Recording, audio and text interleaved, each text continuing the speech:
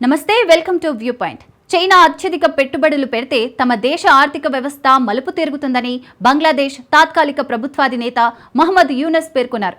China బంగ్లా వాణిజ్యం పెట్టుబడులకు సంబంధించిన సదస్సును యూనస్ ప్రారంభించారు. ఈ సందర్భంగా మాట్లాడుతూ ఆయన ఈ వ్యాఖ్యలు చేశారు. దీనికి చైనా వాణిజ్య మంత్రి వాంగ్ వెంటావో ప్రత్యేక అతిథిగా హాజరయ్యారు. ఈ సందర్భంగా యూనస్ మాట్లాడుతూ ప్రపంచవ్యాప్తంగా తయారీ రంగంలో చైనా కంపెనీలు పేరుగాంచాయన్నారు. చైనాతో కలిసి పనిచేయాలనుకుంటున్నట్లు వ్యాఖ్యానించారు. తమ దేశంలో బీజింగ్ పెట్టుబడులు పెడితే దేశ ఆర్థిక వ్యవస్థ మలుపు తిరుగుతుందన్నారు.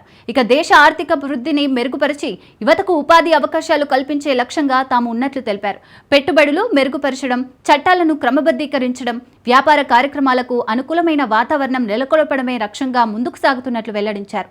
ఇరు దేశాల మధ్య ఆర్థిక భాగస్వామ్యం పెరుగుతున్న నేపథ్యంలో ఈ కార్యక్రమం ఒక మైలురాయిగా నిలుస్తుందన్నారు.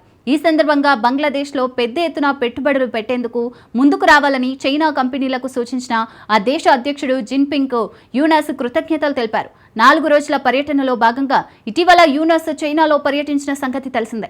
ఈ సందర్భంగా పలు కార్యక్రమాల్లో ఆయన పాల్గొన్నారు. దర్శకుడు జిన్పింగ్తో కూడా భేటీ అయ్యారు. బంగ్లా ఆర్థిక వ్యవస్థను పునరుద్ధరించడానికి చైనా నుంచి పెట్టుబడులను పెంచాలని ఆయన విజ్ఞప్తి చేశారు. తీస్తా నది సమగ్ర నిర్వహణ పునరుద్ధరణ ప్రాజెక్టులో పాల్గొనడానికి చైనా కంపెనీలను బంగ్లాదేశ్ స్వాగతించింది.